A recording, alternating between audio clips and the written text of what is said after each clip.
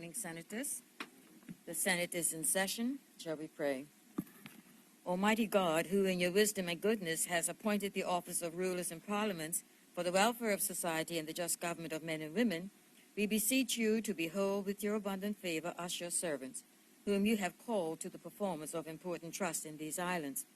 Father, let your blessing descend upon us here assembled, and grant that we may treat and consider all matters that shall come under our deliberation in so just and faithful a manner as to promote your honor and glory, and to advance the peace, prosperity, and welfare of these islands, and of those whose interest you have committed to our charge.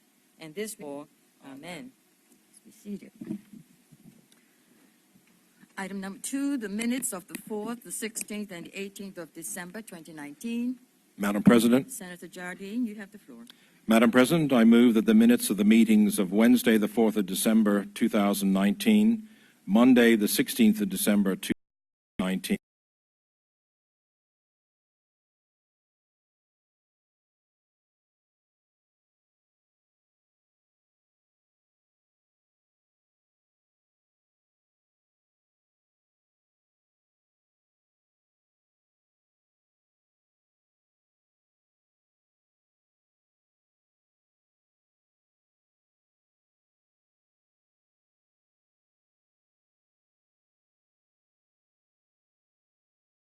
I just know that Senator Caesar did indicate that she would be abroad, so she's not with us this morning. And we have 2 announcements. Senator Campbell, you want to... Good morning, Madam President. Announcements. You have the floor. Madam President, I hereby present for the information of Senate the annual report of the Bermuda Deposit Insurance Corporation for the year ended 31st of March, 2019. And senators can access that via e-copies. Thank you. Madam President, I also hereby present for the information of Senate the annual report of the Fiscal Responsibility Panel entitled Bermuda Fiscal Responsibility Panel 2019 Annual Assessment. And again, this can be accessed via e-copies by the senators. Thank you, Senator Campbell. Thank you, Madam President. Item number 6, notices of motion. There are none. Item number 7, petitions, and there is a petition of the trustees of the Willowbank Foundation and Senator Campbell. I believe you are presenting that.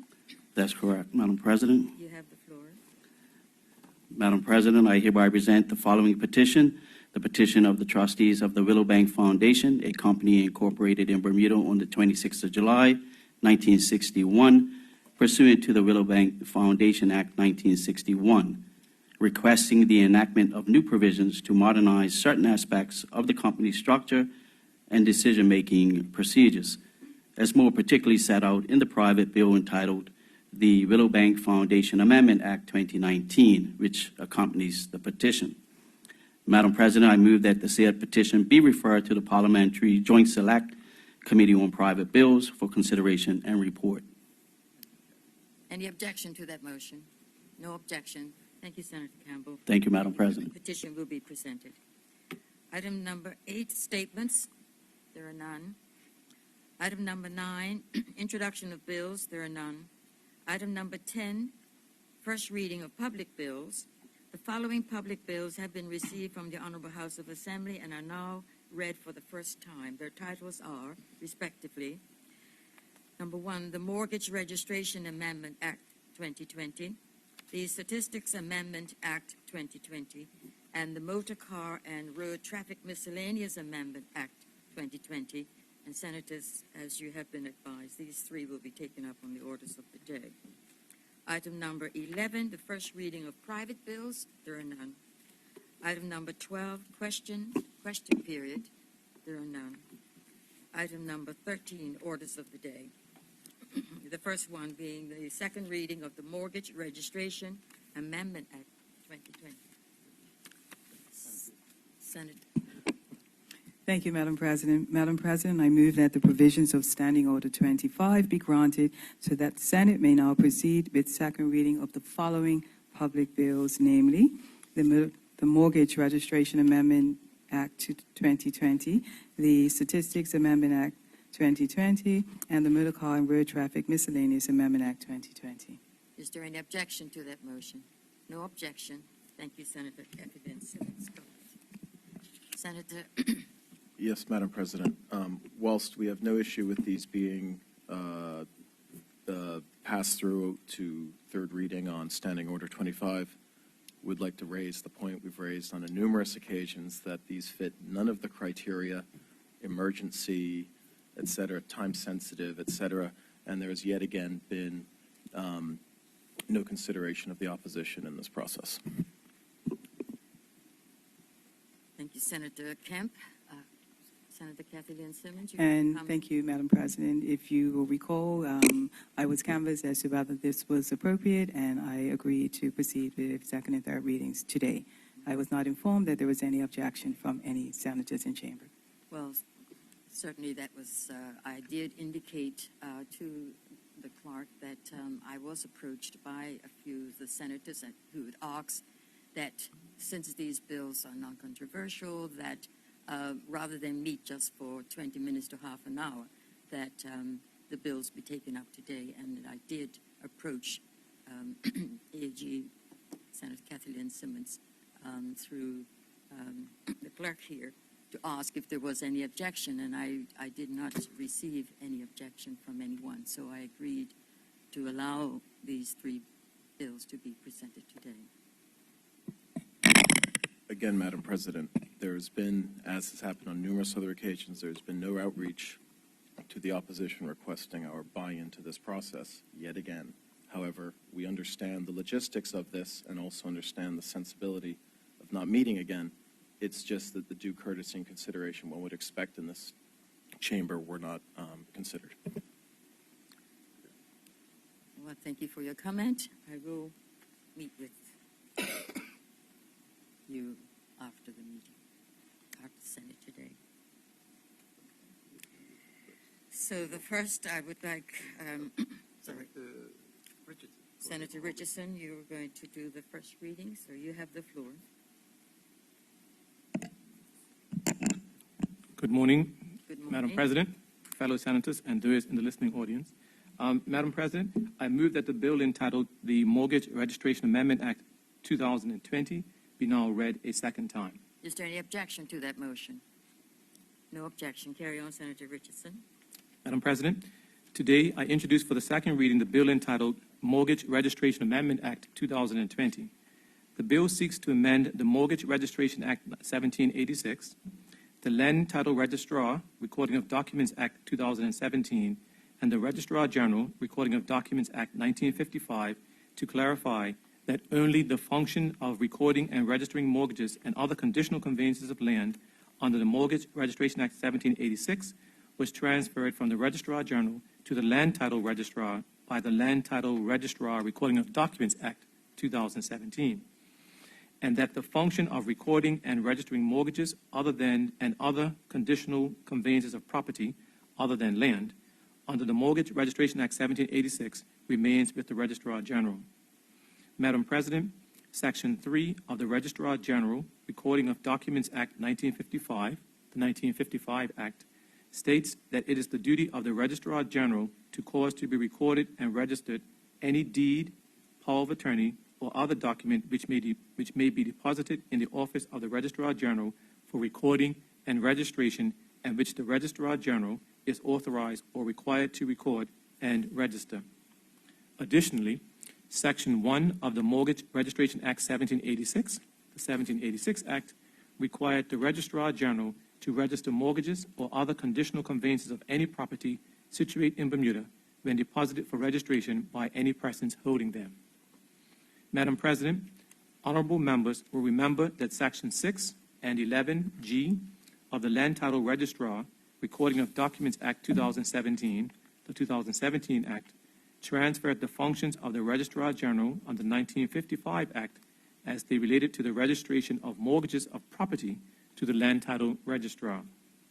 However, Madam President, notwithstanding the amendments made to the 1786 Act, it was never the legislature's intention to strip the Registrar General of his functions as they relate to personality, that is, movable property, chattel mortgages, and this is further evidenced by the reintroduction by Section 26 the Land Title Registration Amendment Act 2017 Act of the form of document relating to mortgages, which is to be used by the Registrar General under the Recording of Documents Regulations 1965. With respect to personality were not repealed and continue to exist. In closing, Madam President, the Mortgage Registration Amendment Act 2020 seeks to properly clarify, ensuring that only mortgages dealing with land should be transferred to the Land Title Registry Office. Madam President, I now move. That's it. Thank you, Senator Richardson. Would any senator care to speak on this bill? Senator Camp, you have the floor. Thank you, Madam President. Thank you, Senator Richardson. Excuse me, let me get by the mic. I can understand, excuse me, the efficiencies of centralizing these sorts of registries. I have a couple questions, however, seeing as land title registry is something that's been brought up in the past, over the past couple years. In fact, I think it was back in June 2018, there was talks about the land title registry being moved on to a blockchain platform. I'm not sure if the mortgage platforms are being looked to follow the same steps, and I'd appreciate some clarity from Senator Richardson. The land title registry was meant to move ahead with a company named Bitfury and another named Trimble.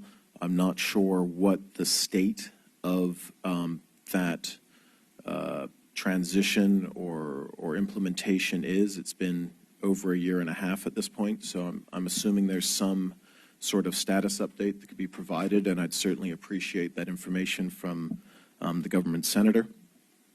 I'm also curious what sort of costs have already been outlaid to Bitfury and or Trimble, and what additional costs are expected if we're moving also the mortgage registry onto a blockchain platform. I'm also curious what sort of efficiencies, either in man hours through process time and or overall staffing needs, these purported more efficient systems will provide to the taxpayer. I look forward to the senator's answers. Thank you, Madam President. Thank you, Senator Kemp. Would any other senator care to speak on this bill? No, then Senator Richardson, you have a couple of questions. Thank you, Madam President, and for the questions by my fellow senator. In the context of what we're doing today, those are more administrative questions, and the land registry function actually falls under public works. I think it would be more appropriate to pose questions in that context so that we can give an efficient answer.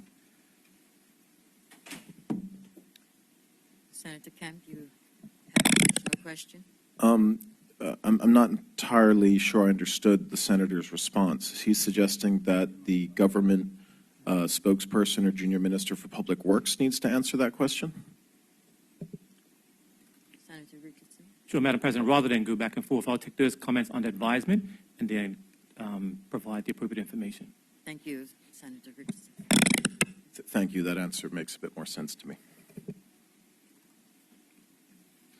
Senator Richardson, you will do your second reading. Thank you, Madam President. I now move that the bill, that the bill entitled the Mortgage Registration Amendment Act 2020 be now read a second time. Is there any objection to that motion? No objection. Carry on, Senator Richardson. Thank you, Madam President. I now move that Standing Order 26 be suspended in respect to this bill. Is there any objection to that motion? No objection. Thank you, Madam President. I now move that the bill entitled the Mortgage Registration Amendment Act 2020 be now read a third time. Is there any objection to the third reading? No objection. Carry on, Senator. Madam President, I now move that the bill do now pass. It has been moved that the bill entitled the Mortgage Registration Amendment Act 2020 do now pass. Is there any objection to that motion? No objection. The motion is passed. Thank you. Thank you, Madam Senator President. Richardson. We'll now move on to the second item, and that is the Statistics Amendment Act 2020. I believe Senator Simmons Wade will be presenting on this bill. Good morning, Madam President, Senators, and the general public. Madam President, I move that the bill entitled the Statistics Amendment Act 2020 be now read for the second time. Is there any objection to that motion? No objection. Carry on, Senator Simmons-Wade. Madam President, this bill amends certain sections of the Statistic Act 2002 relating to information and data collected on behalf of the government by the Department of Statistics. These amendments will allow for the minister responsible for the Department of Statistics to receive information that is in the public domain. Madam President, as a part of the 2018-2019 speech from the throne, this government's overreaching theme was, 1, devoted to reducing the cost of living for Bermudians. 2, that end, for this important task to be properly undertaken and ultimately achieved, government ministers must have access to pertinent public information. Madam President, the Statistics Act 2002 allows the Department of Statistics to collect data in accordance with the direction given by the minister responsible for the department. However, the Statistics Act does not allow the minister to disclose information obtained that identifies any individual person, business, or organization to any person, which prevents divulging this information to Cabinet.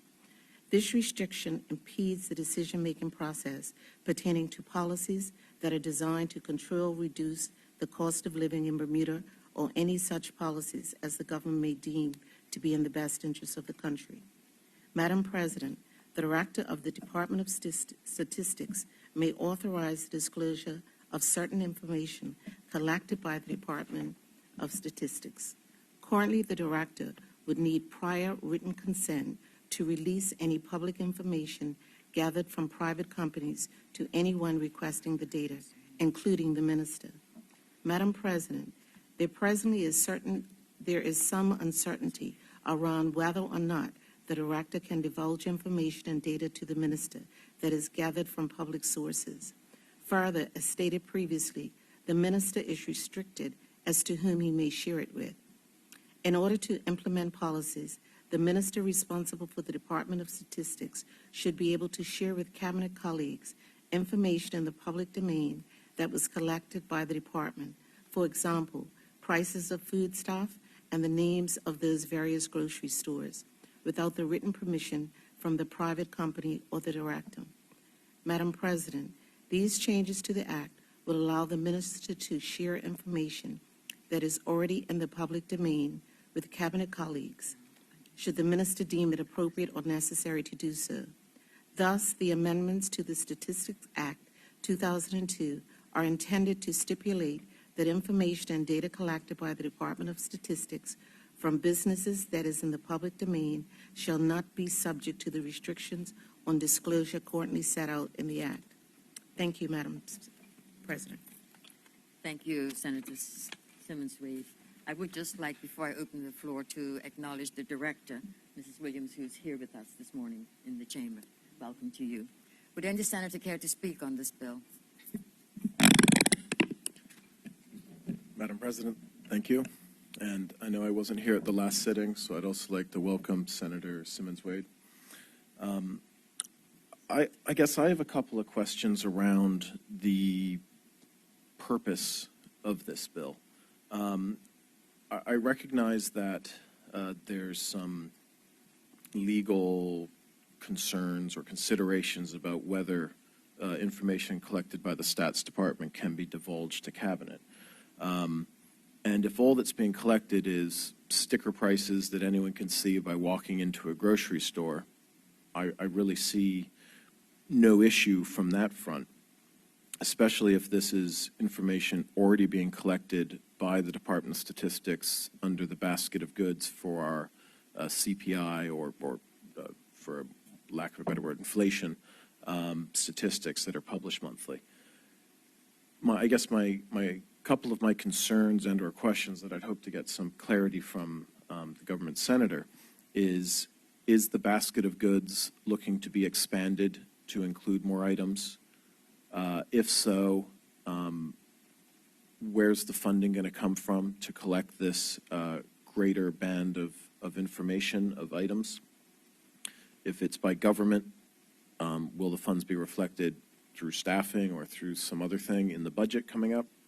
Or is it a cost that's being looked to pass down to the businesses themselves? I fail to understand how disclosing, again, not that I think it's particularly pertinent, but I fail to understand how disclosing which supermarkets sell bread at which price is going to assist Cabinet in reducing the cost of business. I could understand if it was something being shared as a comparison tool to the general public so that shoppers can make more informed information. But I struggle to see how sharing it only to Cabinet is something that's going to assist in decision-making, other than there's some sort of underlying agenda to target certain supermarkets or something along those lines. So I would just like some more information about why we're debating this bill when it's something that people could just go to a supermarket and compare. Thank you, Senator Kemp. Would any other senator care to speak on this bill? Senator Jardine, you have the floor. Thank you, Madam President. Madam President, in theory, I have no problem with this piece of legislation at all. I guess I had some of the same questions as Senator Kemp had with the long-term purpose of it and who will be preparing the statistics. I understand that, for instance, government may see this as a way to help the general public by somebody within the statistics department preparing a list of a basket of goods at a variety of places around the island so that certain persons in the general public might be able to say, see, oh, well, such and such is cheaper here than it is there. So I can see, I think, what government is trying to do is to help the general public, I assume, by publishing prices of a basket of goods at various places throughout the island, I assume. So, again, I share some of the questions that Senator Kemp had. And I think when one sees a piece of legislation that seeks to gather statistics and information and present them to the general public, and certainly I've read all the comments that appeared on Burr News and the Royal Gazette, there is a concern about, well, what information is this? I take comfort from the definition that appears in this amending act, which says, information in the public domain includes information that can be found at companies, businesses, and institutions, and this is key, the public has open access to, and that is accessible to the public as a whole. In other words, this is information that isn't secret. This is information that companies, governments, and so on have published and made available to the public at large. So I don't think this is seeking to public private information. And I take comfort from that because that is a concern that was expressed by some individuals in another place. So with those few words, I'll conclude. Thank you, Madam President. Thank you, Senator Jardine. Would any other senator care to speak on this bill? No, then Senator Richardson, you have the floor. Sure. Thank you again, Madam President.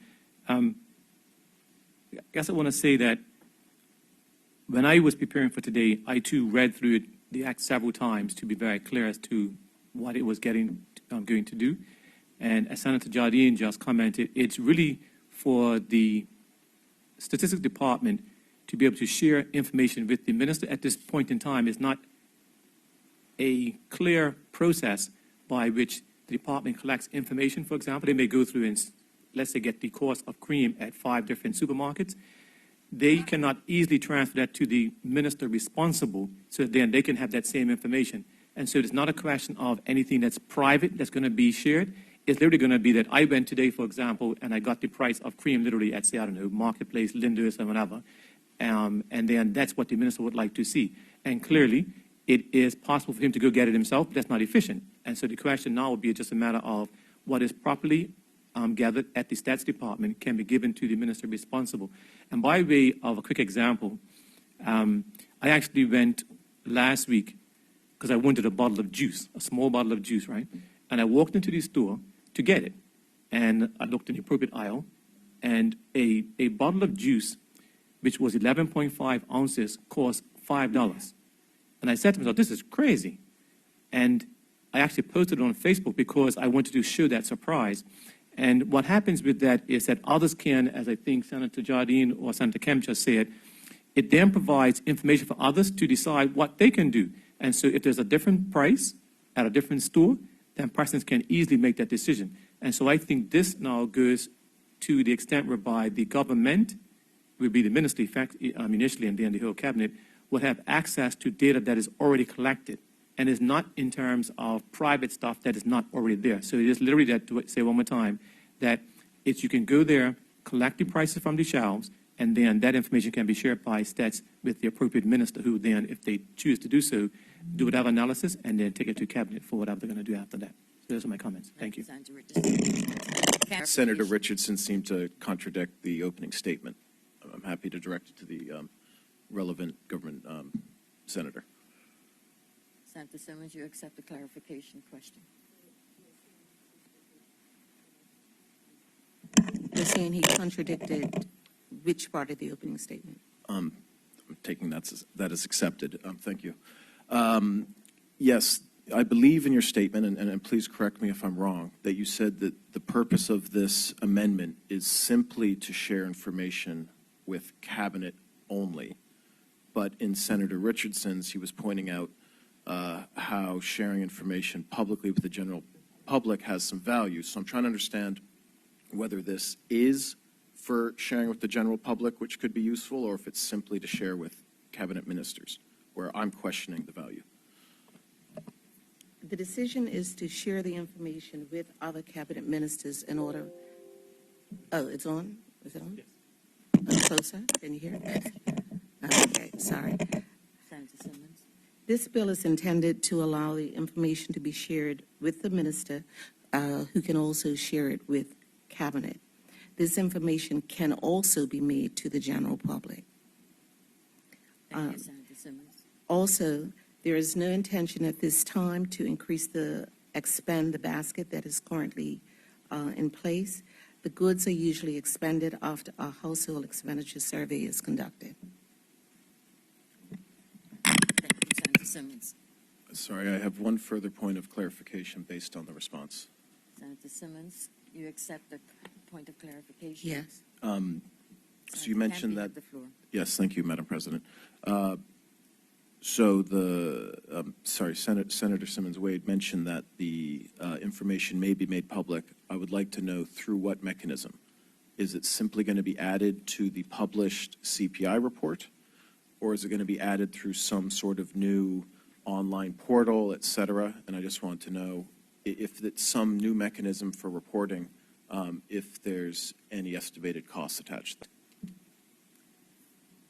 Would any other senator care to speak on the bill? No, then Senator Simmons, you will do the second reading. Okay. I move, Madam President, I move that the Standing Order 26 be suspended in respect to this bill. Do the second reading first. Say this again. Okay. Madam President, I move that the bill. Okay. Madam President, I move that the bill entitled the Statistics Amendment Act 2020 be now read for a second time. Is there any objection to that motion? No objection. Carry on, Senator Simmons-Wade. Madam President, I move that the Standing Order Order 26 be suspended in respect to this bill. Is there any objection to that motion?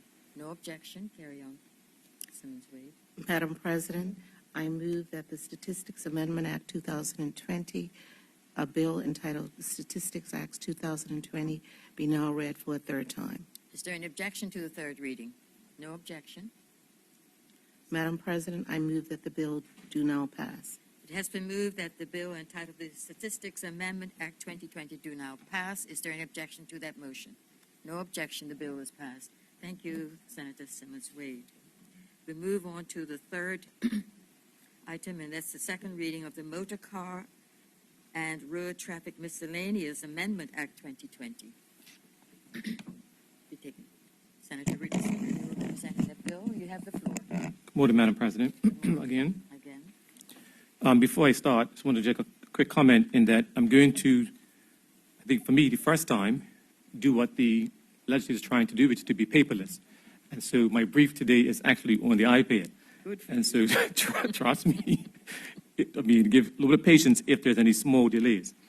So on that note, Madam President, I move that the bill entitled the Motor Car and Road Traffic Miscellaneous Amendment Act Amendment Bill 2020 be now read a second time. Is there any objection to that motion? No objection. Carry on. 1974, the Motor Car Examination, Licensing, and Registration Regulations 1952, and the Auxiliary Bicycles Construction Equipment and Use Regulation 1955, and the Auxiliary Bicycles Examination, Licensing, and Registration Regulations 1955, the acts and regulations by making changes to update the antiquated legislation and to address both current needs and future trends.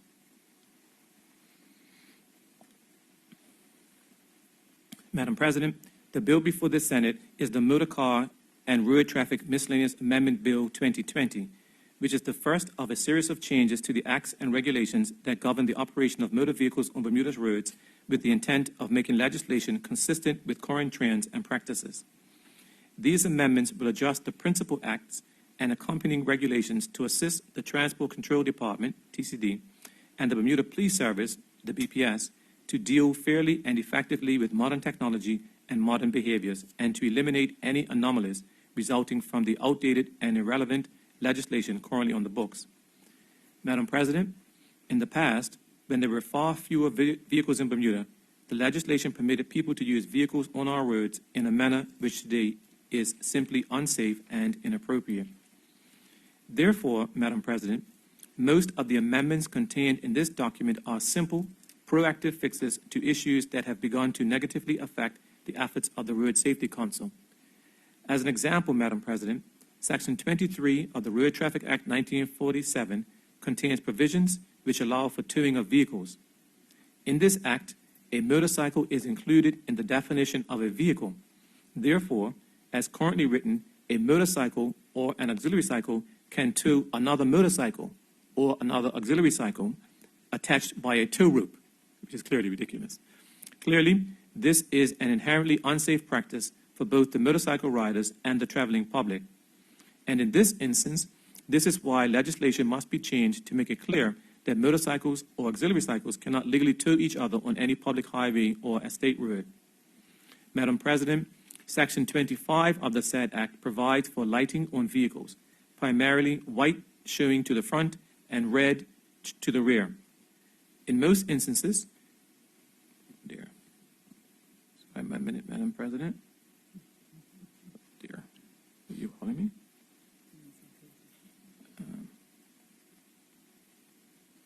One minute. In most instances, Madam, for the front of a vehicle, the Act permits one white light on motorcycles and two on motor cars and carriages. And similarly, for the rear of the vehicle, it is one red light for a motorcycle and two for cars and carriages. However, for safety reasons, the designers and manufacturers of modern vehicles have increased the number of lights on many types of vehicles.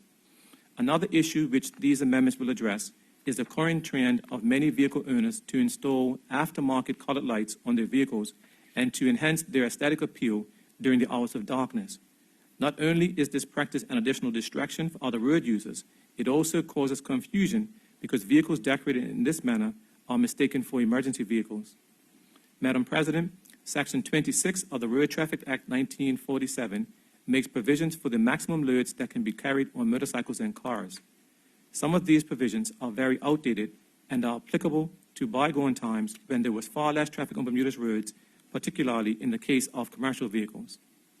Madam President, from a road safety perspective, amendments are also required regarding trucks or animal-drawn vehicles that carry loads or items which are longer than the vehicle itself. Current legislation allows loads to be carried which project in front of a vehicle and up to a maximum of 10 feet to the rear of the vehicle. It is recommended that loads should not project more than 6 feet in the front or the rear of an animal-drawn vehicle, truck, or trailer. Similarly, Madam President, motorcycles are currently allowed to carry loads that do not project more than 4 feet in front or behind the vehicle. The recommendation is that items being carried on a motorcycle or auxiliary cycle should not project more than 2 feet in front or behind the vehicle. Madam President, current legislation allows a load to be carried between two motorcycles which does not exceed 20 feet in length where no part of the load projects in front of the leading motorcycle or behind the rear motorcycle. This means that it is still legal for a 15-foot-long ladder to be carried between two motorcycles.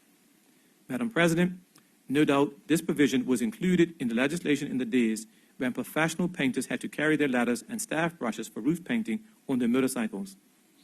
However, Madam President, as this practice is extremely dangerous, it is now recommended that no items be carried between two-wheeled vehicles at all. Madam President, Section 10 of the Motor Car Act 1951 makes provision for certain vehicles outside of legal specifications to be used to transport guests, members, or players about the premises of a hotel, club, cottage colony, or a golf course, or to transport any vehicles, any articles or equipment used in the operation of such premises. If, in operation, some of these vehicles need to cross either a public highway or on a state road, this may be specified in the applicable permission. Madam President, Redco uses golf carts to service and maintain the Royal Naval Dockyard, and these vehicles only operate within the confines of the dockyard. In this instance, the amendments before the Senate aim to extend the provisions of this section to Redco to allow for the use of these vehicles and provide for the relevant specifications. Madam President, Section 20 of the said Act provides an allowance for medical practitioners and veterinary practitioners to register a second private car for use in their professional capacity because they are deemed to be accepted persons. The provision is very clear that, in addition to any private motor car which they are authorized to own and have at their disposal, they can register and license a private motor car for use in their professional capacity. Previously, Chambers advised that the law is not clear on the order of registering the vehicles. As a result of this advice, a medical doctor was granted permission to register a second doctor's private motor car before first registering a regular private motor car. Madam President, whilst it seems obvious, Madam President, Section 68 of the Motor Car Act 1951 makes provision for the disposal of motor vehicles, which includes reference to abandoned vehicles.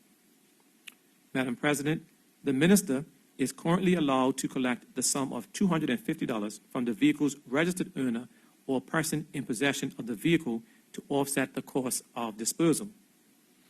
It is recommended that this fee be increased to $1,500, which is a more realistic charge for the costs incurred in disposing of a vehicle, which includes work to drain the fluids and fuel, the removal of batteries and air conditioning gas, and the actual lifting or towing of the vehicle for disposal at an approved site.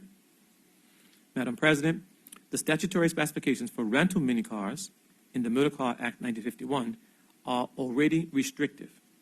Although most minicar livery companies have managed to find vehicles within the statutory specifications, one company was forced to modify its units by decreasing the size of the rear bumper, which ultimately rendered the vehicles less safe. Included in these amendments are provisions to increase the size and power output of minicars, albeit by small increments in both categories. The amendments will continue to ensure that rental minicars remain smaller than an A-class private motor car, even after the introduction of any increases in size.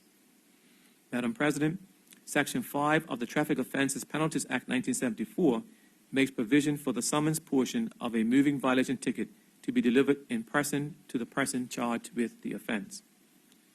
For offenses detected by the Electronic Vehicle Registration System, the Traffic Office of the Transport Control Department, TCD, would like to have the option of serving the summons for use of an unlicensed vehicle, both in person or by sending the summons to the owner of the offending vehicle by registered mail at his or her last known address.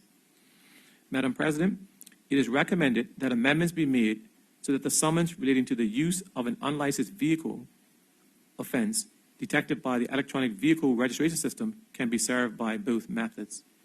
Madam President, in the Motor Car Examination, Licensing, and Registration Regulations 1952, the inspection period for all vehicles commences 90 days before the vehicle's license expires.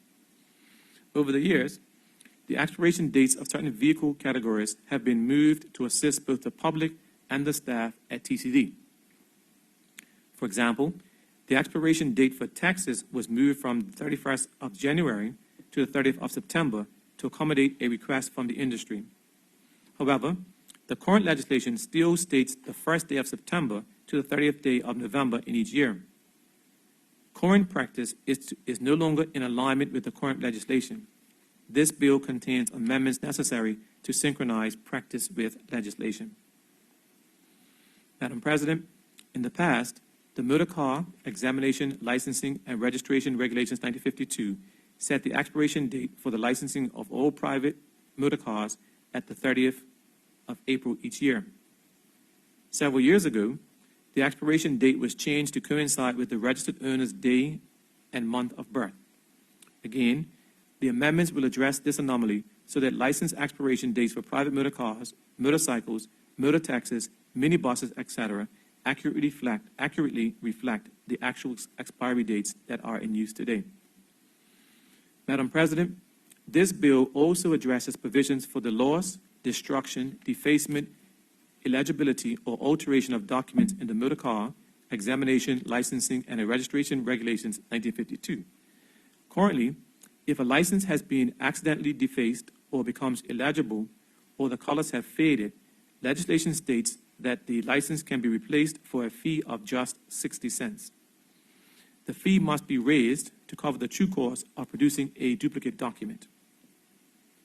Madam President, in July of 1975, motor car license plates were changed from being a black background with white letters and numbers to a white background with black letters and numbers. This was achieved via a negative resolution and published in the Official Gazette. Notwithstanding, the schedule in the current Act still reads that all license plates should be black with white markings. For clarity, this provision should be amended along with all other instances where the specification black background with white markings occurs. Also, Madam President, included in these amendments are changes required to update legislation relating to motor car license plates, which will allow personalized license plates to contain 7 characters rather than 6. Madam President, the Auxiliary Bicycles, Construction Equipment and Use Regulations 1955 address features required for auxiliary bicycles. For instance, headlights are to help you see better during the hours of darkness.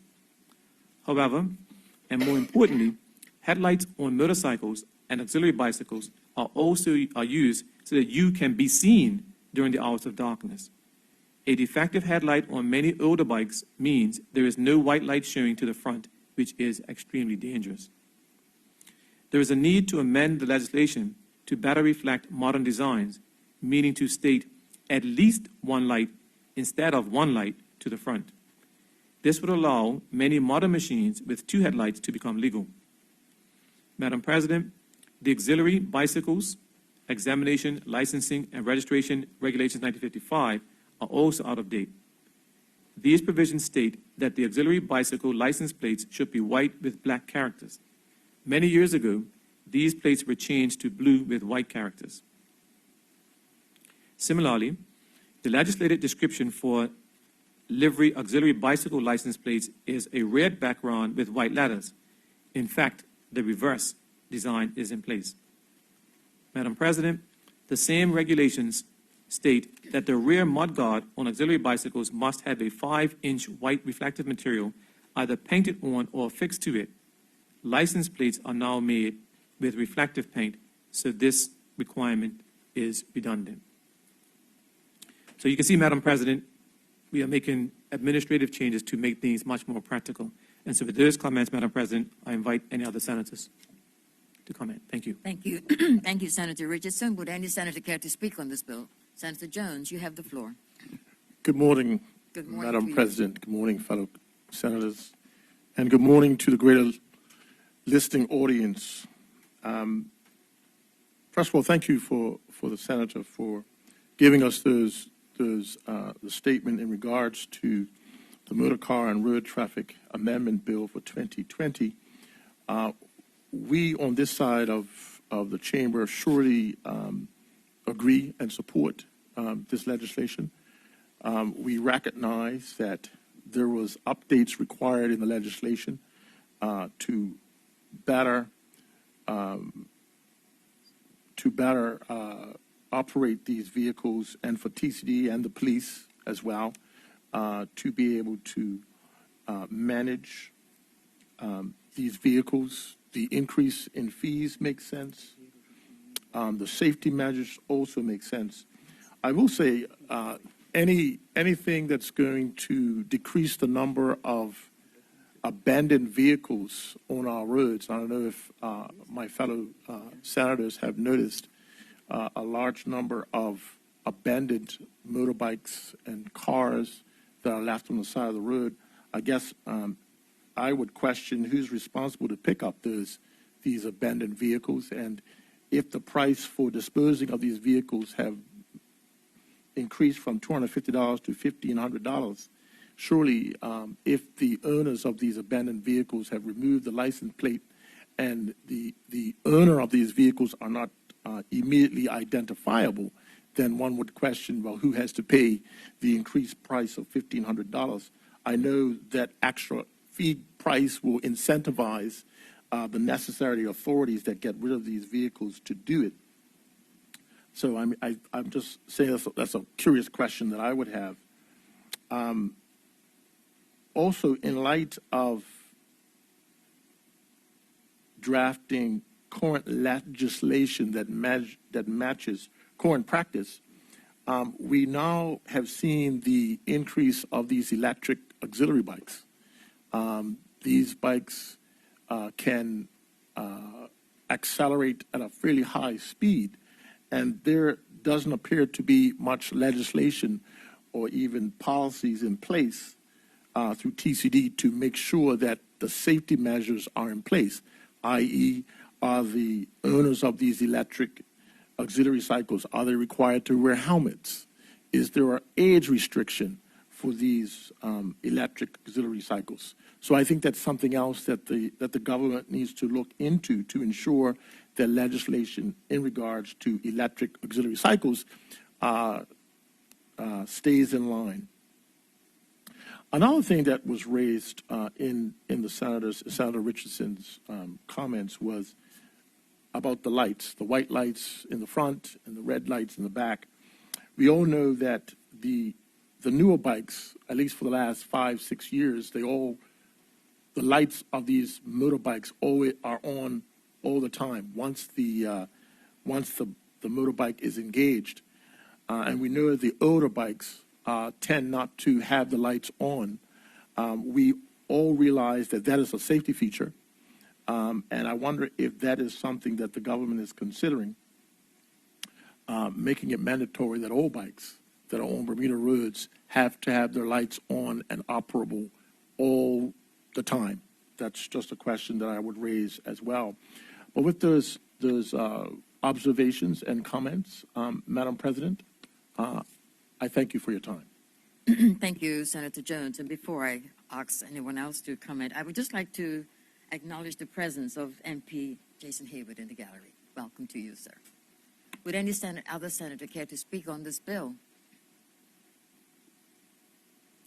No, then Senator Richardson, you have a couple of questions.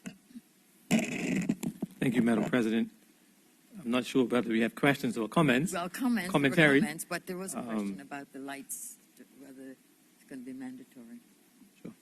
for them to be during the day. Okay. Well, Madam President, based upon the comments and questions that have been posed, who covers the cost of dispersed vehicles with no license plates, additional regulation around electric auxiliary bikes, and for new bikes, can it be made mandatory that lights on motorbikes are always on? To be honest, those are not part of what's been addressed today, and I'll have to take those comments under advisement to provide information to the Senate, especially in the absence of the substantive junior minister.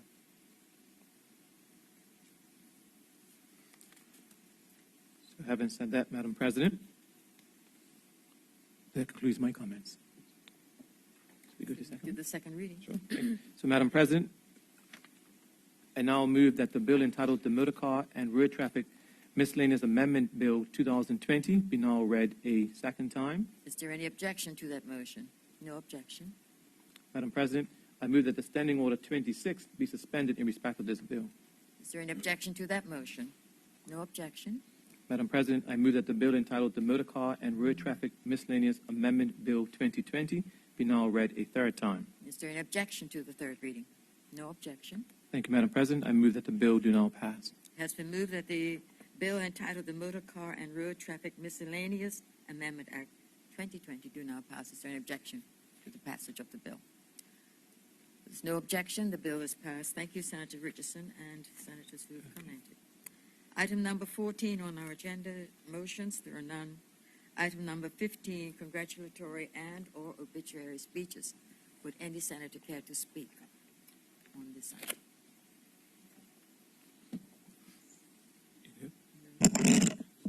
Yes. This congratulatory and obituary. Congrats or obit or your own? No, You'll wait. It will be on the adjournment, after adjournment. Well, it seems that no one wants to speak on congratulatory and/or obituary speeches, so we'll move on to item number 16, adjournment, and Senator Kathy Lynn Simmons, AG, and government leader in the Senate. You have the floor. Thank you, Madam President. I move that the Senate do now adjourn until February the 19th. Would any senator care to speak on the motion to adjourn? Yes, Senator Jones, you have the floor. Thank you, Madam President. All of Bermuda this past Friday was able to witness the gathering of hundreds, some would say possibly over 1,000 people that gathered at the Queen Elizabeth II Park. We were made to understand that their purpose was to protest a proposal made by the government for health care reform. It is something that has been talked about and has the entire community concerned. And I believe that every opportunity that we on this side of the chamber can say and do to add some weight and add to the discourse of this particular proposal by the government, I think is helpful. I believe forums have been made available for the public to be educated on what the government is proposing. One thing that I had to highlight was that the fact that so many people gathered together of all different groups and demographic groups and classes of people, rich, poor, black, white, the diversity of the persons that showed up on a Friday lunchtime is very important for we as legislators to note. We know through Bermuda's history that protests, democratic opportunities to protest government when policies are being proposed is commonplace in our society today, and in fact, it's welcomed. What we don't like to see is groups gathering that are apt to break the law. And what I was quite pleased to see on Friday, that the group, by and large, although they were, you can tell that they were very much riled up by the proposal by the government, by and large, it was a peaceful, quiet protest. Now, some things came out of that particular protest, and some of the speakers that made their voice heard. There were certain things that they expressed that had me alarmed. One communicated that they felt bullied. These are different service providers. The fact that the consultation, although given the opportunity, it appeared that decisions had already been made. I believe it will be far better, rather than the government pretend that consultation is going to be valued, that consultation will be seriously considered. I believe the public would be able to swallow it better if the government just says, we're going to do what we want to do based on what we think is best for the country, and that your input is really not going to be considered, because that is, in all practicality, is what's going on when it comes to health reform in this country. We are concerned, and this group were called the Patients First. Now, there was a member in another place that coined and I think quite irrespectively called the group Profits First. Well, in this small community, were such a high-ticket item that hits everyone's budget. We need to be a little bit more sensitive, a little bit more caring and compassionate. And rather than set up the dialogue to be combative and hostile, we need to see and experience and be leaders in bringing about dialogue that brings us together. Now, what concerns me is that dialogue and debate that's already been determined is not meaningful. It's just blowing in the wind. And I believe that this government has proven in its 2.5 years of being in power that listening to the people is not the priority. In fact, it was curious. In today's Daily, we saw an article there talking about the PLP will be launching, I quote, PLP Listens. The party has launched a PLP Listens, where the public can suggest policy ideas that can be carried out the second half of its 5-year term in government. Well, in my view, that can't be further from the truth, because we look at the corporations of Hamilton and St. George's. There's a litany of things that this government has not listened to the people. And we hear it on the street on a daily basis. People are hurting. People's purse, people's resources are being strained. And this government is intent on not only increasing taxes that's hitting those that are on the lower end of the economic ladder, but there is no slowing down of the enlarging of government itself. Now, we heard the Minister of Finance in his pre-budget town hall meeting last week talk about the fact that he does not want to remove civil servants from their jobs because that's taking money, that's taking food out of the mouths of the people that are in this country. And I would agree, but there still does not seem to be a plan to slow down the enlargement of the civil service, because let's face it, it is the private sector that carries government, that carries the public sector.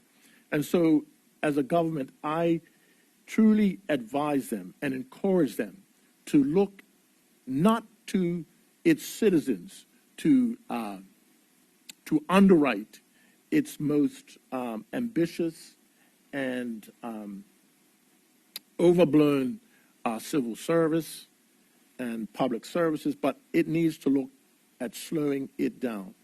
Now, we recognize that the prices of healthcare in this country are high. We also recognize that there are a number of underinsured and uninsured people in this country. But the proposals that the government has put forward to this country does not address those major needs. And we understand their new system is going to be unsustainable. Now, we see how the aging population is increasing. By the year 2026, it's going to be 20% of our population will be over 65. We also have seen the mass exodus of young and older people leaving this country. I would never have thought that in my time, Bermuda would not be a place where its citizens would not want to stay for any length of time. But people are leaving our shores by the boatloads. And as the country and its citizens are being overburdened with extra taxes, the strain is great. So as I watched, I wasn't able to be there for this particular protest, but I watched and listened and read the comments on the blogs. People in this country are alarmed. And to flippantly use the word profit first really mischaracterizes those service providers that are looking out for their patients, because they are literally just reiterating what their patients are saying.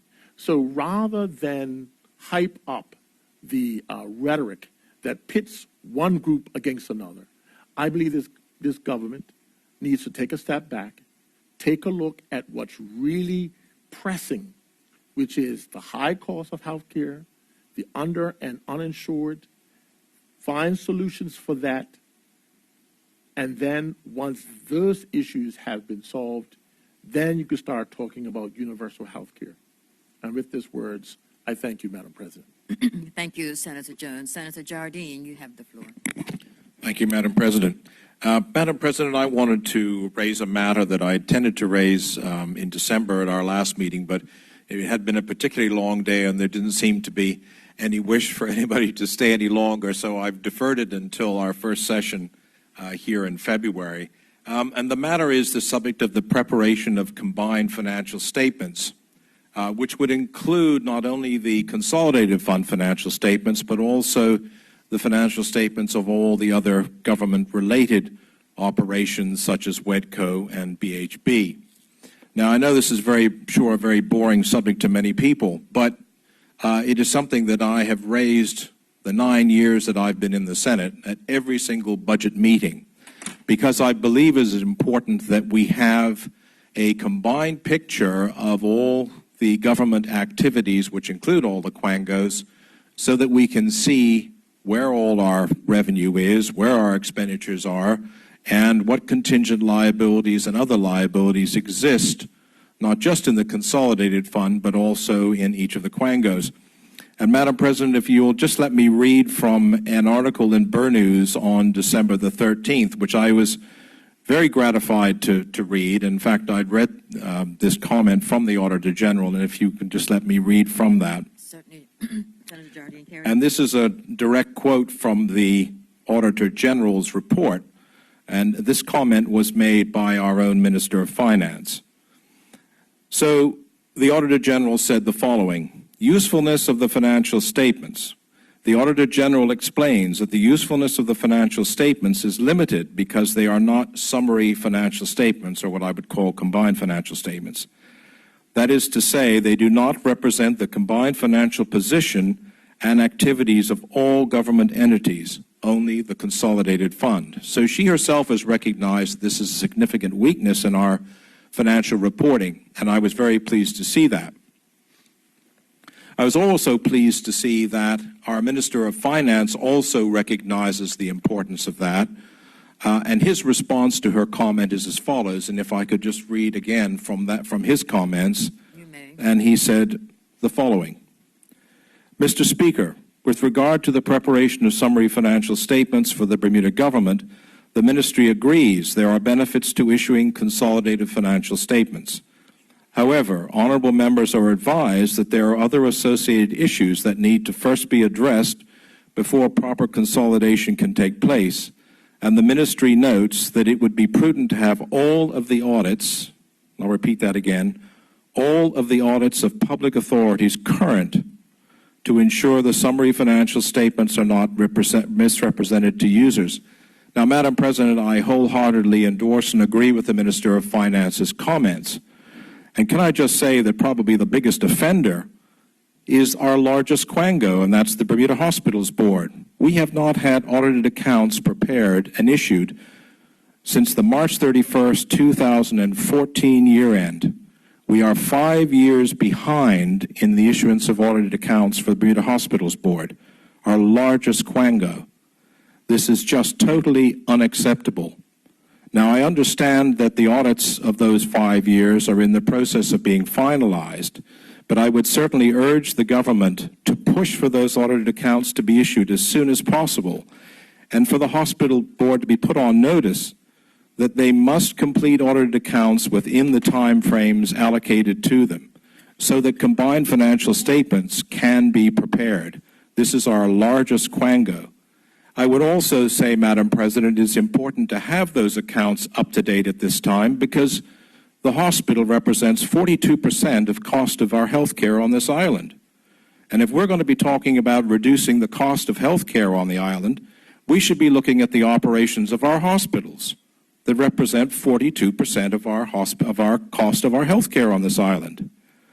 So I must urge the government to push for the release of these accounts, the completion of these audits as soon as possible, and also for the preparation of combined financial statements as soon as possible. Now, it may not be appropriate or possible to have them for the year ended March 31st, 2019, but I would have expected that the majority of the quangos and indeed the consolidated fund, which has been completed, at March 31st, 2018, we could prepare combined financial statements so we can begin to see our combined or consolidated picture throughout Bermuda. So, Madam President, that was a matter that I wish to bring in December. I think it's extremely important, and I will continue to raise this as long as I'm in the Senate, because I think it's extremely important that we know precisely what our combined financial picture is. Thank you, Madam President. Thank you, Senator Jardine. Would any other senator care to speak on the motion to adjourn? Senator Richardson, you have the floor. Thank you, Madam President. I'll be very brief because I'm mindful that my fellow senator is going to give us her comments. Her maiden speech, actually, so I'll be very brief. And I only want to say, in response to earlier comments about the government not listening or understanding proper consultation, because the comments in and of themselves were a contradiction, because one of the earlier speakers said that he was also present at the government's pre-budget report that was held last week, Thursday. And that is an example, a clear example to everyone, how the government does prepare an initial budget and then give general commentary to the public and listen to feedback. And we know in prior years, based on some of the feedback, the decisions that were intended to be made or that have been made on a preliminary fashion were subsequently changed before the budget was finalized. And so I want to just encourage the public to be more mindful of what we say for themselves to check the actual facts. And I won't comment on any detail in terms of the proposed healthcare reform, because I said I want to make sure that we pay our full attention, or at least I pay my full attention to the fellow senator as she gives her maiden speech. So thank you, Madam President. Thank you, Senator Richardson. Senator Simmons-Wade, you have the floor. Thank you. Good morning, Madam President, senators, and members of the public. Our stories begin well before we arrive on this earth. If we are lucky, our stories will extend beyond us. I am the product of my parents, my family, my friends, my experiences, my education, and my country. The early years of my life, I lived in Somerset, a close-knit community surrounded by family, friends, caring neighbors, God's country. I will always be a Somerset girl. There are so many great memories of my childhood, having a stay-at-home mom, swimming at Cavella Bay, St. James Church, bike riding, summer with no summer day camps, and a community that looked out for everyone's children. Oh, most of all, winning cup match in Somerset. I come from a very rich family legacy who for generations strongly believed in community service. My paternal great-grandparents were Keturah Constance Morrissey and Warren Howard Simmons, JP, MBA. My grandfather had a long, distinguished career in cricket, a long life of service in the community, and was a leading Black businessman. He also spent a lifetime promoting sports for young people. A cricket field in Somerset was named after him in his honor.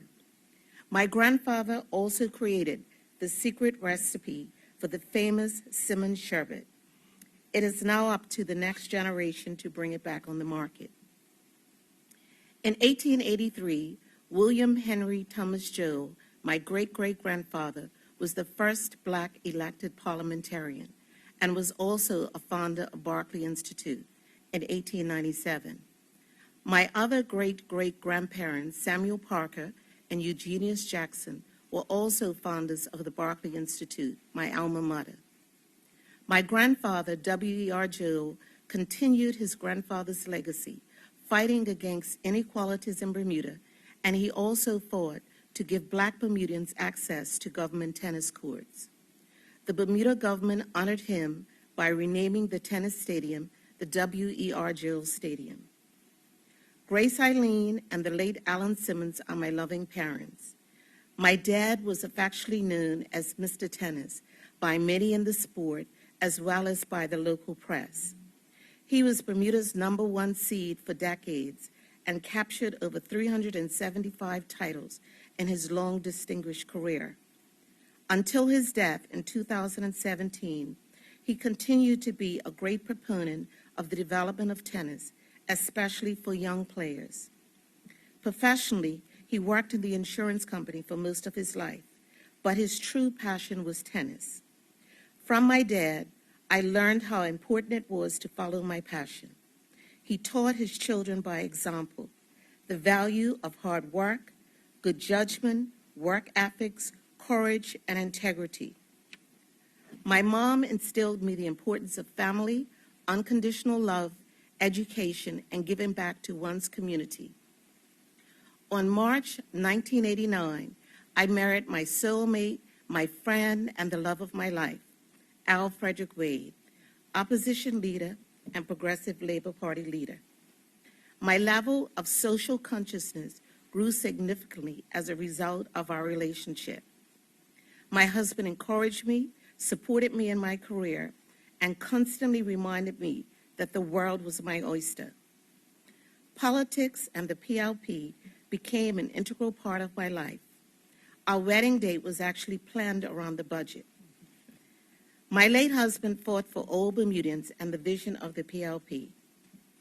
Freddie and I were blessed with 3 miracle babies, Kamala, Ciola, and Frederick, in July 8, 1991.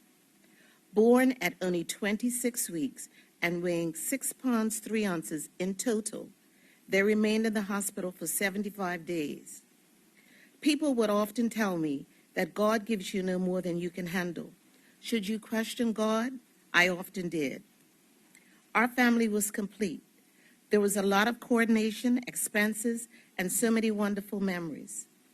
Shortly after my triplets' 5th birthday, on August 13, 1996, my husband, at age 57, passed away in our driveway as we were leaving for the 42nd Commonwealth Parliamentary Conference in Malaysia. He would have been 80 years old today. Politics came with great financial and personal sacrifices for our family, but neither of us ever regretted these sacrifices for the PLP and the people of Bermuda. In his honor, the Bermuda government renamed our only airport the Al F. Wade International Airport. As a single parent for 23 years, I understand the struggles of being the sole breadwinner and raising and educating children in our world today. It has been a long road, but with the support of my family, my friends, and the community, my children are now well-rounded adults. I am so proud that Kamala, Ciola, and Frederick have grown into responsible citizens with a sense of purpose and a desire to give back to their community. I have spent over 40 years in long-term care and the healthcare industry in government, charitable, and private sectors. Throughout my professional career, I've had the opportunity to meet so many people that made positive impacts on my life and whose lives I have hopefully influenced as well. For over 20 years, as the administrator of Summerhaven, I had the privilege of supporting and encouraging the young disabled residents to be independent and to become their own advocates, many of whom I still consider my friends. As the administrator of Matilda Smith Williams Seniors Residence, I worked tirelessly to ensure that residents' end-of-life journey was filled with many wonderful memories and experiences in a safe, peaceful environment with qualified and committed staff. Along with my siblings, Marcia, Brent, and Paul, we managed the care at home of our mother and my father prior to his death almost 3 years ago. I know firsthand the challenges that many baby boomers are now facing with organizing the financing and care of their aging family members. I also know the challenges and stress of having parents or other loved ones with dementia. Both of my parents were diagnosed with dementia. At this point in our lives, we as children suddenly are faced with our own aging, our own mortality, our finances, and wondering whether dementia is hereditary, no matter what research may say. Based on my experience as a nursing home administrator, caring for my parents, and speaking with many seniors and their families, I now have a greater perspective of the challenges of our seniors. Bermuda, like most countries, is experiencing an aging population as well as a declining birth rate. The improvement of health care has resulted in a longer life expectancy, which brings challenges. Many of our seniors have significant concern as to whether their savings and pensions will sustain them with the ever-increasing cost of living and the possibility of requiring long-term care. There are also concerns with their health coverage and support that may be required as a result of their declining health, which includes disabilities and chronic diseases. As the newly appointed senator and new chair of the Aging Well Committee, I am very committed to improving the lives of Bermuda seniors. The committee's vision is for Bermuda to be a society for all ages that celebrates and prepares responsibly for the aging process through their life course. We aspire towards a lifespan of optimal health, fulfillment, well-being, independence, interdependence, care, participating, and dignity. We envision a Bermuda that recognizes, embraces, and supports the aging adults in all aspects: economic, social, cultural, community, and family life. Our purpose is threefold: to provide a shared vision for Bermuda's future that meets the needs of individuals and an aging population, to create a framework of strategic planning to achieve the goals founded on internationally and locally accepted principles, to encourage and support collaboration, coordination, and action across all sectors of government and the community to address the opportunities and challenges of aging. Everyone in Bermuda has a role to play and responsibility to work towards the vision and goals of the Aging Well Committee, including individuals and families, government, the private sector, and the third sector. I thank Premier Burt for recommending me and the governor for confirming me as a government senator. I remain deeply humbled and promise to work to create a better and stronger future for you and your families. I thank the past and present PLP leaders, my fellow parliamentarians, senators, members of the executives of the PLP, for your continued commitment in making Bermuda better for all Bermuda. I acknowledge the Honorable Derek Burgess, the past Aging Well Committee Chair, who has been and continues to be a champion for our seniors. I acknowledge my former colleagues in the rest homes and nursing homes, and also persons in healthcare for their expertise and devotion. I would also like to acknowledge Aging and Disability Service, Age Concern, Action Against Alzheimer's, WinReach, and other organizations that continue to work tirelessly, providing services for our aging population. I will forever be grateful to my parents for instilling strong values, providing me with a solid education, and so much love and support. I'm not sure how I would have survived without them with 5-year-old triplets. To the community that continue to show love and support to my family after my husband's death, thank you. It was heartwarming that so many people spoke to my children about their dad and what he did for Bermuda, keeping his memory alive. It takes a village. In closing, I say to the people of Bermuda and to my party, the Progressive Labor Party, I promise to listen, I promise to care, I promise to work tirelessly, I promise to leave no stone unturned, and finally, I promise to speak with enthusiasm and courage on behalf of the aging population. This is my pledge to you. Thank you. Senator Simmons. Great. Okay. Would any other senator care to speak? Senator Robinson, you have the floor. Thank you, Madam President. First of all, I'd like to thank my colleague for his comments and giving us a bit of insight into her and for the work that she's done in healthcare and for our seniors. I would like to highlight on the flip side of an aging population, my peers and the strain that is going to be placed on us as this aging population continues. It's always been something that we've known to be the case. And as this balloon keeps growing, my generation looks as to what is going to be left for us, and how are we to pick up the bills that are going to be left behind? So with the budget period approaching, I look forward to seeing how the government is going to prioritize retaining young people and incentivizing their return to this country. Taking on such a large reform, such as our healthcare system, without securing the problem of a taxpayer base of tomorrow to sustain it and to make sure that it is viable, is putting the horse before the cart, in my opinion, or the cart before the horse. There are countries such as Estonia, Japan, and China who are also experiencing aging population, as is most of the globe. And with each of those countries, they are incentivizing childbirth. They are providing subsidies to encourage children to be born. I would like to put forward to the government to consider incentivizing childbirth so that we can combat that aging population and at least show commitment to the future generation. I'm wondering when we will declare this a national priority or a national emergency. An aging population diminishes the consumers for businesses, and it diminishes the taxpayer base for the government.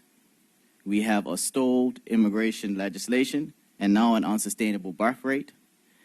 For the first time in 80 years, deaths have outnumbered births. How will this reflect in the budget coming up?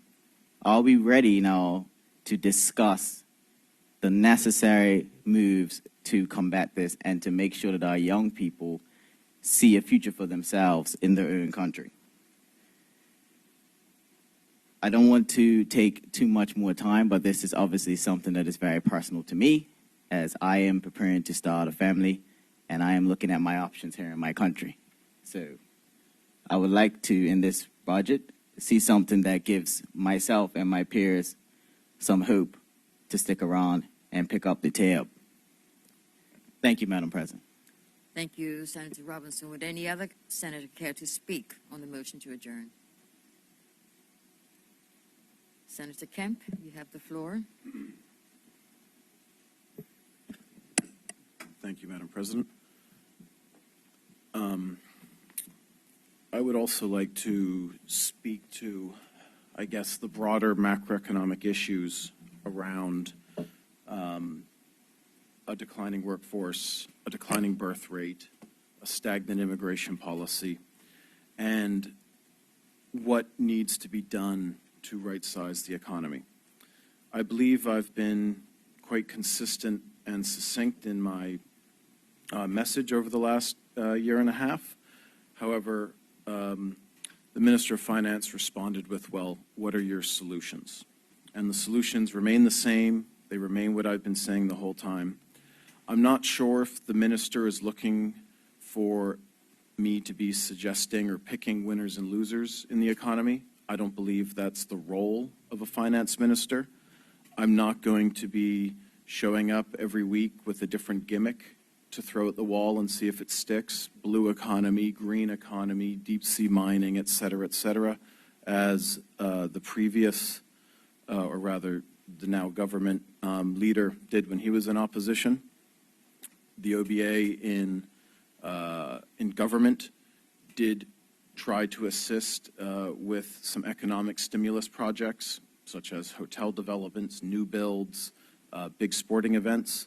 But I don't believe it's a Minister of Finance's place to be picking winners or losers of certain sectors over other.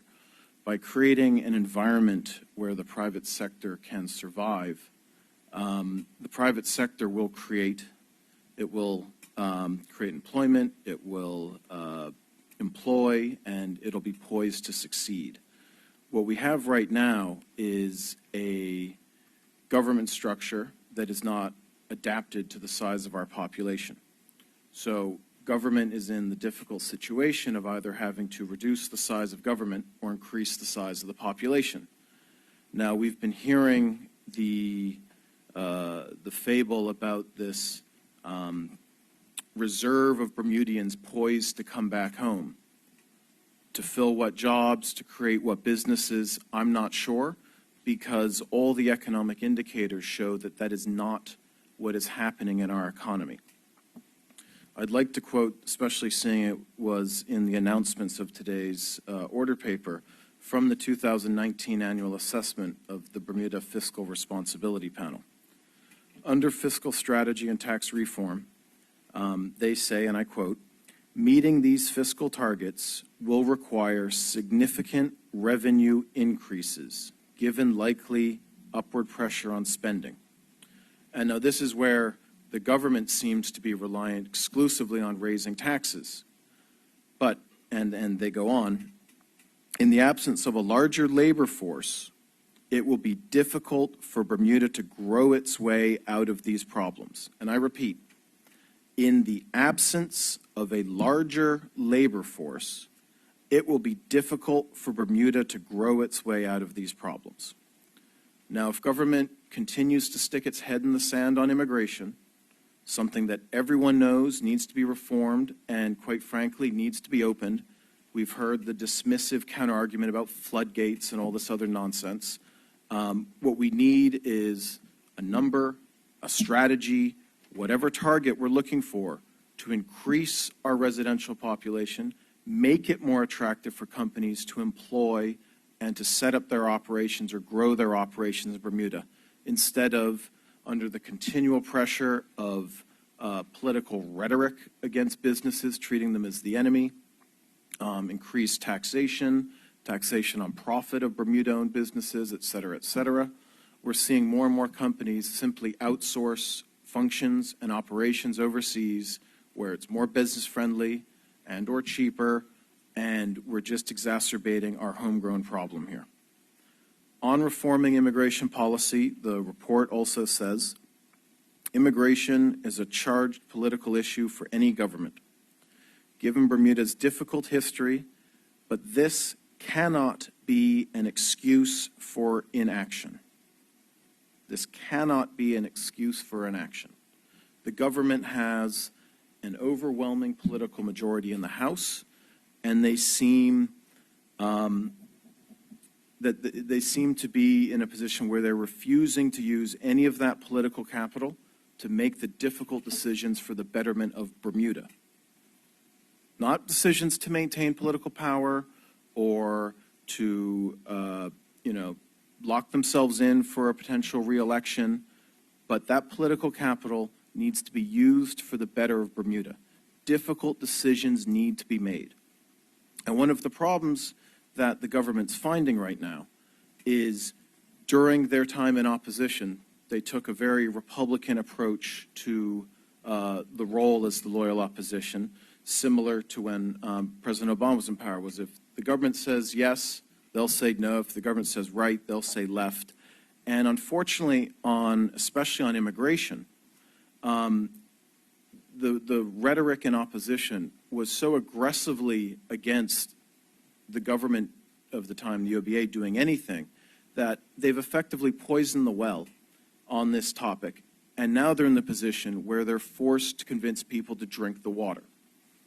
And they're going to really struggle without some humble pie, without some acknowledgement of excessive rhetoric in opposition, to turn this conversation around, to turn this national conversation around, to make it so that supporters on both sides can come to the table and have a meaningful conversation about the future of Bermuda and where we want to be. If we look at, again, and I've touched on this previously, on the private sector, the government should not be the one employer in Bermuda. We don't live in a one-party state. This is a country that has found great prosperity on a thriving private sector, be it shopkeepers through to international business. Bermuda has always had a very vibrant private sector, and the continual shifting of costs from government onto the private sector at the same time as increasing taxes, the attacks on small and medium Bermudian businesses with a payroll tax that listed companies and International businesses don't have to pay. The rhetoric against large employers on the island being treated as the enemy or whatever else. These are all things that are, I guess, both tangible and intangible, and create an environment where, rightly reflected in the surveys, both business confidence and on the flip side with our declining workforce and declining residential population and due to taxation, declining disposable income, we're seeing declines in retail sales, we're seeing an anemic GDP growth, we're seeing super low inflation that shows that even businesses are unable to pass on these increased fees through moderate increases in pricing. Obviously, healthcare has gone up. That's about the only one that seems to be exceeding 1% of inflation on average. And when we go into the taxes and shifts of government spending, healthcare reforms being touted as this great, you have to go to financial assistance. So whilst that's being spun as the reason for doing all these reforms, I challenge the notion that it's actually going to address the two problems that both parties agree exist and need to be corrected. What it looks like it is simply another balance cleaning exercise for government. Just like they did back in April with the standard health benefit reform, where government shifted some $20 million of its expense directly onto the working class and employers. And that $20 million of expense was subsidies for future care that had already been paid for by taxpayers. So the taxpayers having to pay to fund that subsidy, and now government's saying, you know what, we're going to make you pay for that subsidy again, but this time directly. Did anyone get taxes back? Have we seen a $20 million lowering of the overall tax burden now that subsidies for future care are being borne directly by the working class? No, Madam President. The government's attempting to have its cake and eat it too. And when you add the increased taxes and fees and levies and all the nickel and diming that we've seen across the board in the budget and the raft of little amendments to legislation that have been put forth, to then have the gall to say that this health reform is about helping people when it's simply a cash grab. It's a cleaning of the balance sheet. And this new plan looks like it's going to be an extension of the so-called reform that we did to the standard health benefit. It's going to be a transfer of government expenditure directly on to the working class and private employers. And Madam President, if government thinks that the camel's back is not going to break at some point, they are sorely mistaken. Bermuda needs to get some growth. We need to not let entrenched partisan positions based purely on the maintenance of power instead of the betterment of Bermuda take precedence in our policymaking, in our macroeconomic policies, in our political rhetoric from leaders of our country. Madam President, thank you for your time. Thank you, Senator Kemp. Would any other senator care to speak on the motion to adjourn? No. Then senators, the Senate stands adjourned until February the 19th, next week Wednesday. Thank you.